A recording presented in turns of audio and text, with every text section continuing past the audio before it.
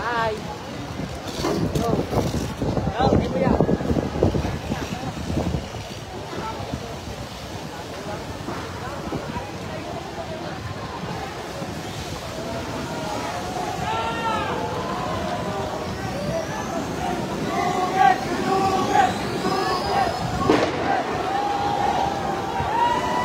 Mga kapatid, Mobile Journal JF Rivera po at ngayon ito ang nangyayari, sitwasyon dito sa kahabaan ng Ayala Bridge. So kung mapapansin nyo, isisunod nila itong gulong na itong container truck na ito at sa likod na ito, andoon ang ating mga tropa na nakabarricade, yung ating mga kapulisan. So medyo agresibo yung ilang mga lihisa dito, no? At pinagbabato ang ating mga kapulisan. So hindi pa tayo makalapit dun sa mga pulis, no? Kung ano ba ang naging mitsa, kung bakit ganito ang kinahinatnan itong protesta na ito. Ngayon, kung mapapansin nyo mga kapatid, lumalapit pa unti-unti yung mga kapulisan natin upang paupalahin itong sunog na ginawa nitong mga pagsusunog nitong gulong. So eto na, no, binubuhusan na nila ng tubig. Meron nang nakabantay dito na BFP para apulahin itong sunog. Okay,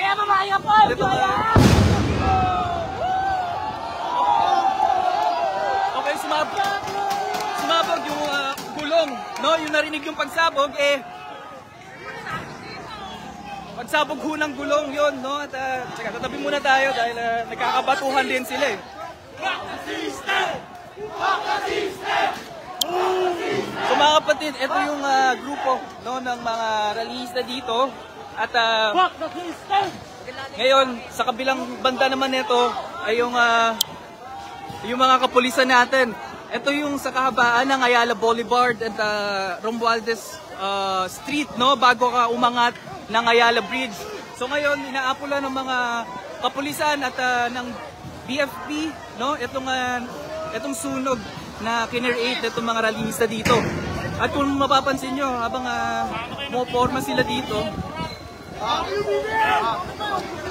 habang pumaporma ang mga kapulisan dito upang apulahin itong sunog na ito na kinereate niya dito. Ayan.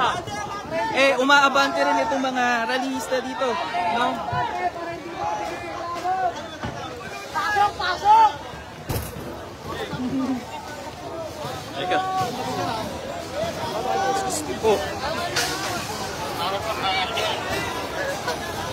So, ayan, habang inaapulan nila ang sunog na ito, ay patuloy ang pagbabato ng mga rallyista dito sa ating mga nakabarricade na kapulisan.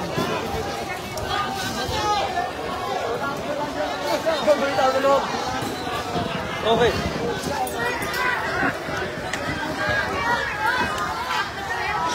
So, samot-sari yung binabato nila, no? Bato, bote, at ito may nakita tayo yung parang cart ng laman, ng lalaman ng mga bote, no? Mga plastic bottle. Pinasok nila doon sa malapit sa ating mga kapulisan. So ang ating mga kapulisan naman naka-barricade, no, gamit ng kanilang mga shield dahil nga patuloy itong pagbabato nilang mga rallyista dito. Ito, at ngayon medyo malapit na at ayun nga, kung nakikita nyo mga kapatid, tinutulak nila itong cart doon mismo sa mga shield ng ating mga kapulisan at ayan, halo-halo na yung pinagbabato nila. May paso, may bote, bato, halo-halo. At habang inaapulan nila itong sunog na na sumisiklab nga dito dahil sinunog na nila itong gulong ng isang container truck na ito dito sa nahinarang, no, sa kahabaan ng Ayala Bridge. Ay, lalayo tayo dahil mausok. So kanina mga kapatid, no, may naitala tayong kaibigan din sa media na natamaan ng bato, no, na nabato, no. So ngayon ay dinala dito sa malapit na medic, no, may mga naka-standby naman na medic dito. Pero kahit dito mga kapatid, patuloy pa rin ang kanilang pagbabato, no? Ito malapitan na talaga, talagang pinapalo nila ang binabato nila ng bato. At hindi lang basta bato, talagang malalaki yung impact ng bato na kanilang pinabato. Ito.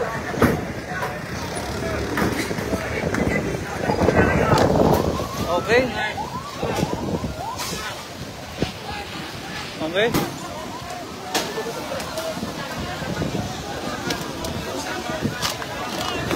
So kung mapapansin nyo ay hindi pa rin nila napula itong sunog dahil nga medyo may kalayuan din ang distansya ng ating BFP.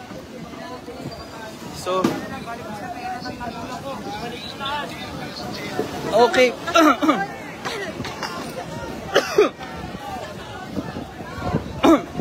So atras muna tayo, no, dahil bahagyang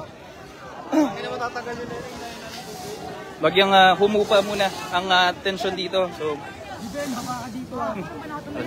Andak mo kanina. So yung mga rallyista rito halo ng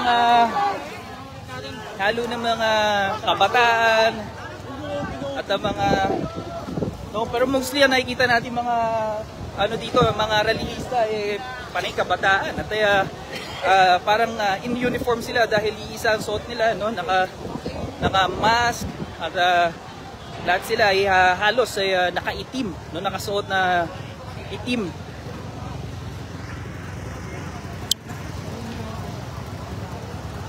So ito, no, at bahagyang naapula na itong sunog, no, na medyo naapula na, no, pero patuloy pa rin ng hindi pa pala. Dahil nga ito, medyo lumapit na itong BFP dito sa container van kasi kanina nga medyo may kalayuan ang distansya ng BFP kaya hirap sila apulahin itong sunog o itong apoy na galing dito sa container. At okay, so okay, ang ganap ngayon ay papalapit na dito ang kapulisan, no, paunti-unti nagmo-move forward sila. So ayan, pero iyon, habang nagmo-move forward itong mga ating kapulisan ito na mga tulak naman ng mga kabataan at ng mga rallyista rito.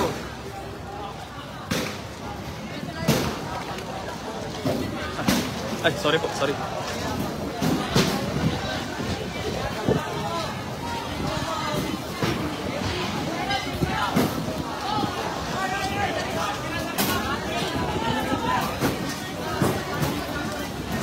Ayan, mga kapatid, tuloy-tuloy ang ginagawang pambabato, pagpapalo ng mga rallyista, talagang hinihila at hinihila nila itong mga shield ng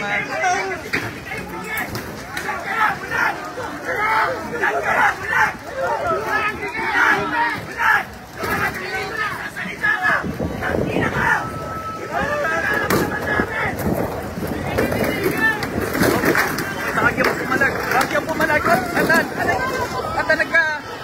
bahagyang pumalag ang kapulisan at ayan na. Op.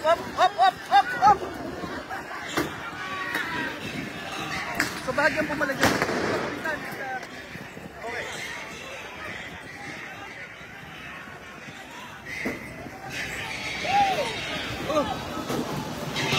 So mga kapatid, kanina no nahatak nila yung shield itong frontline, no, itong frontline ng mga hanay ng kapulisan. No nahila nila yung shield, bahagyang pumalag itong ating kapulisan, kaya naman agad naman rumesback itong mga rallyista rito. No, kanya-kanya silang dampot ng mga bato, no, palo.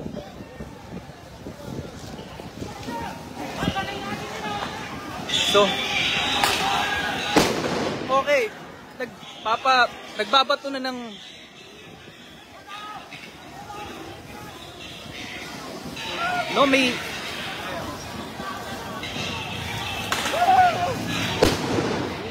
Hindi ko alam kung... Ano yung binabato ng mga pulis, sir? Hindi ko alam kung ano. Oo, may mga... Actually, may parang Ayan, no? May parang binabato na ang mga kapulisan para nga... Ay, bahagya, umatras itong mga isa dito.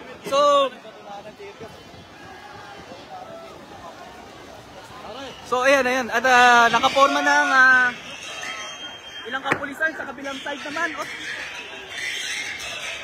At sa kabilang side naman na ng... ito, ginagawa nila. Binabasag nila isang bloke ng bato. Tapos kapag nagkahati-hati na, at saka naman nila ibabato. Ayun.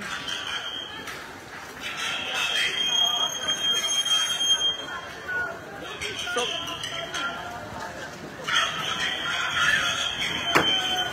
ayan mga kapatid. Babasagin nila yung isang bloke ng bato.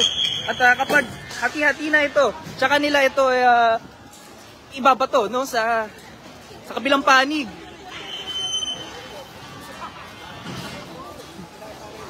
So, ayun, no, kanina nakarinig tayo ng tatlong putok, no, dahil merong binato itong mga kapulisan. So, ngayon, nakalapit na ang ating mga kapulisan dito nga sa may container van na susunod, no, at inaapulan na nila itong apoy. May kasama silang BFP doon mismo na naka-secured, no, tago doon sa... Ayun Sir, ano yung binabato ng mga pulis?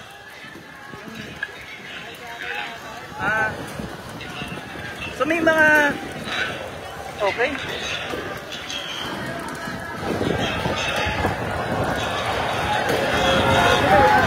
Nakapabili nila kami ng tornado. O yun daw yung binabato. Nakuha nila. At ito, sumugod ulit ang ating mga rallyista rito. So, mas naging agresibo sila ngayon. Kanya-kanya sila ng bato, no? So, kung nakita nyo nga kanina, kukuha sila ng malaking bloke ng bato. Hahatiin nila sa maliliit. At ayun, naghagis pa ng ito ngayon, ang puntiryan nila. Dito sila kumukuha ng pambato nila. Ito sa halamanan, no? Sinisira nila ito, no? Binabakbak nila itong sa aisle na ito, no? Tapos kapag nakuha na nila, babasagin nila yung bloke ng bato at pag maliliit na, ayan, ibabato nila doon sa kabilang panig, sa panig ng mga kapulisan. At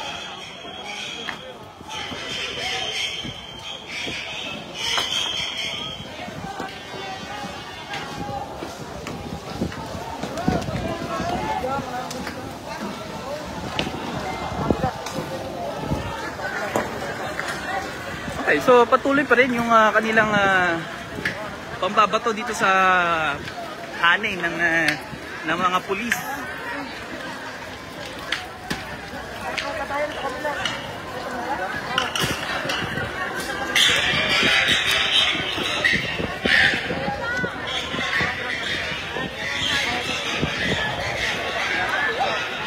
So, bumabarikada na naman yung ito, no, para nagdagdag ng force itong ating kapulisan dito.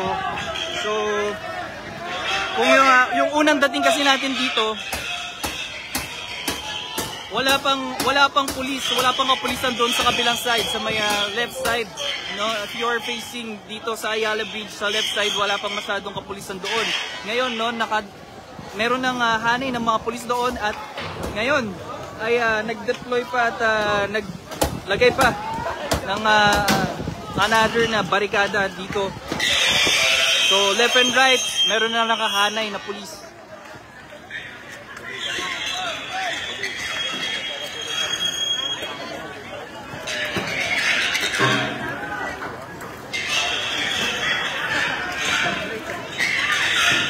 Hindi ka kalaban sa stoplight.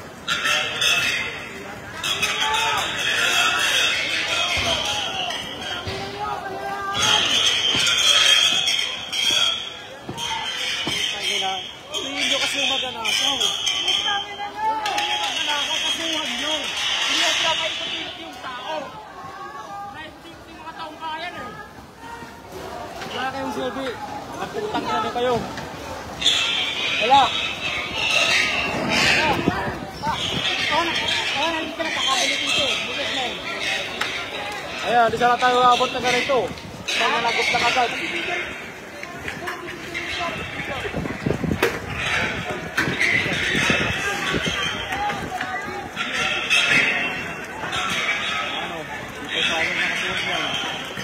Okay, mukhang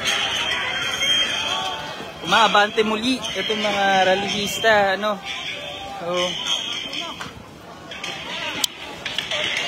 mga kapatid, hindi natin alam, no, kung ano yung naging mitsa nitong kung bakit umabot sa ganito.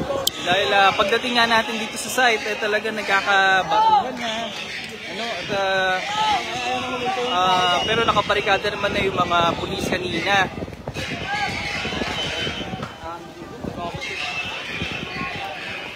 So patuloy pa rin, no, yung pagbabato ng ating mga rallyista doon sa mga kapulisan.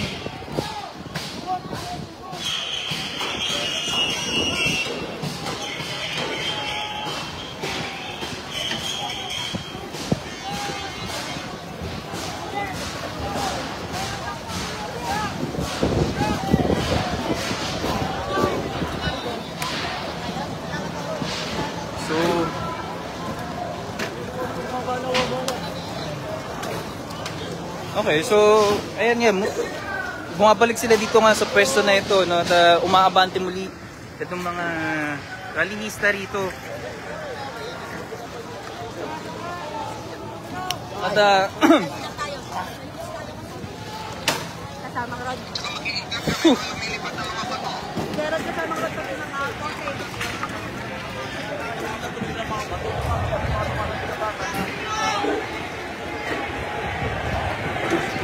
Sunod. Ayun. Hindi natin alam kung kaninong motor itong kinuha nila. Pero meron silang tinulak dito na motor sa malapit sa gitna ng itong nasusunog na kulong ng container van. Hindi natin alam kung sa kapulisan ba ito, pero biglaan na lang nila itong kinuha. At ngayon, ayan, sinusunog nila itong motor.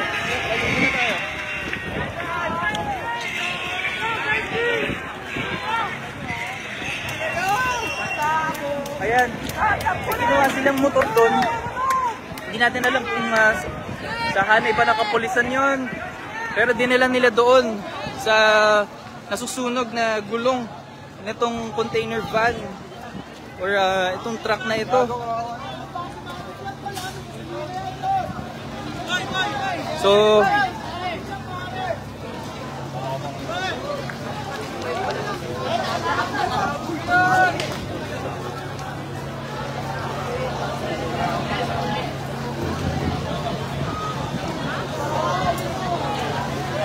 ayan, so makikita nyo mga kapatid, ayun yung motor kung saan niya kinuha nila galing dito. So hindi natin alam kung galing ba sa hanay ng kapulisan yon o kung kanino. Pero dinala nila, tinulak nila paabante papunta doon, no? Kinuha talaga nila. At ngayon nga ito nasusunog na. So ayun, sumabog na yung I think pangatlong gulong na ata ng container truck na ito. So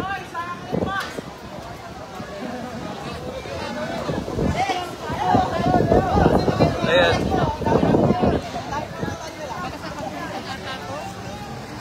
May sinunog na motor ngayon. So ayan yung motor. Oh my God! Okay, kung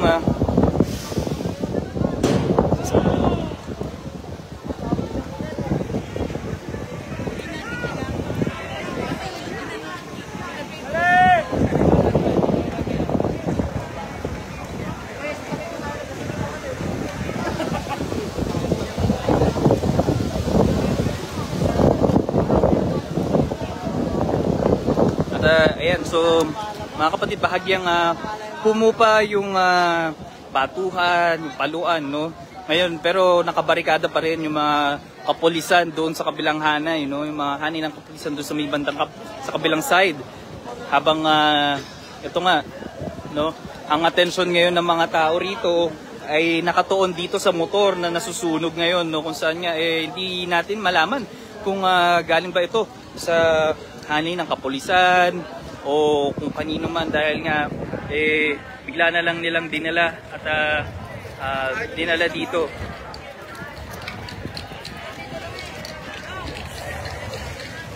Okay. Tapos na tayo.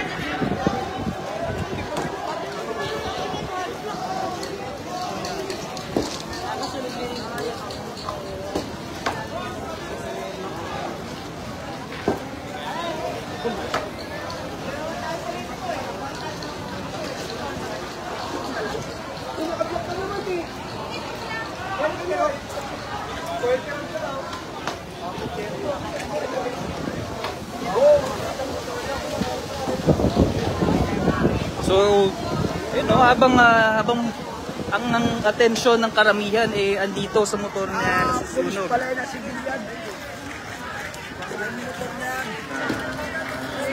Ay itong center aisle, no? Ay ayan, pinabasag nila at dito sila kukuha ng pambato sa mga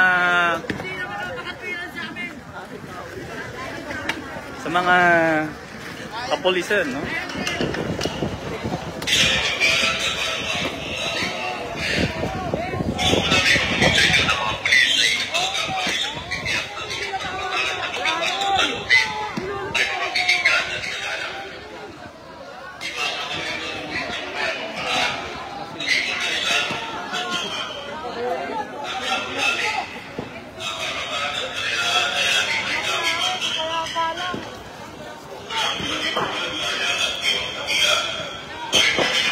So ang ginagawa nila ngayon, no, yung nasusunog ng motor ay mula doon sa mga bloke ng ito nga galing sa center aisle, binabasag nila, ay binabato naman nila doon sa nasusunog ng motor, no?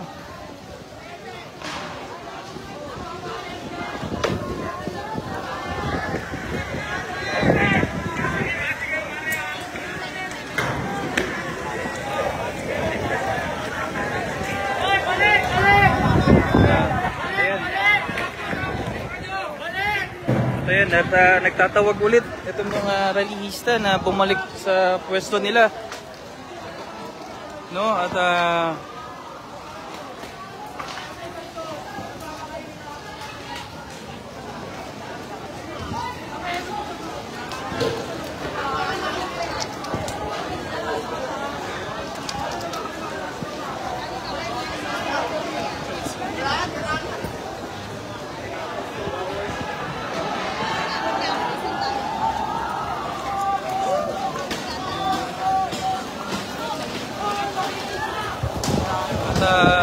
nagkukumpulan sila dito. Tingnan natin kung ano yung kinukuha na naman ba nila. Alin!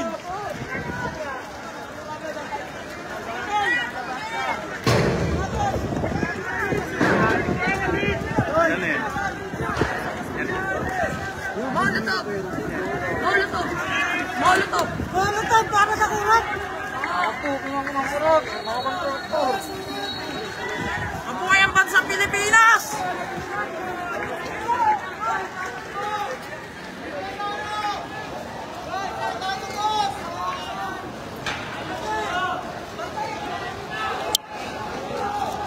So mga kapatid, ayan muna ang update dito sa kaganapan dito sa Ayala Bridge, no? At ngayon medyo humupa na yung batuhan, yung paluan.